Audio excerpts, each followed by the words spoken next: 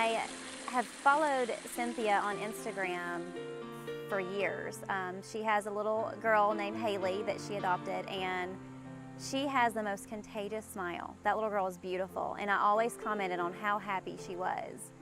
And then she reached out to me on Instagram in a private message, and I picked her up that day, and we went up to Tower Mountain, and we prayed, and we talked, and she was very broken, but we've been friends since. I was born with something called golden heart syndrome and scoliosis. As a child, I dealt with many difficulties. At the age of 6 weeks, I had my first surgery, which was open heart surgery. By the age of 19, I had already had 19 surgeries. I had my last surgery in 2014, which was a neck fusion. And with that, I have learned to handle not being able to turn my neck left and right or up and down. So I've definitely struggled with that a little bit and learning how to do new things. When I was actually 19 years old, I thought I met the man of my dreams that I was going to be with the rest of my life. We got married when I was 23. 3 years ago, we ended up adopting a beautiful little girl, and the marriage wasn't exactly happily ever after. It was a very abusive, mentally and physically.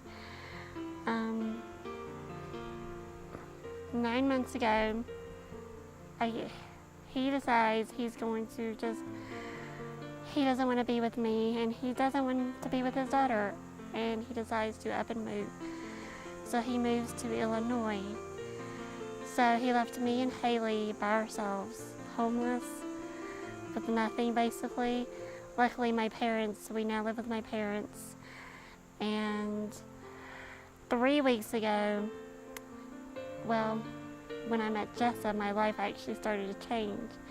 And then 3 weeks ago, in a parking lot, in my car, on the phone with Jessa, we prayed together, and I was saved.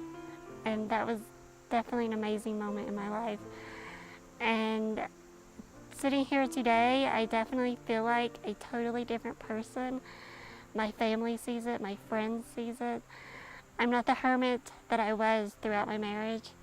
I actually get out, I'm proactive, I guess you could say, and I have more self-confidence in myself as a mom, as a person, and I definitely owe it to God.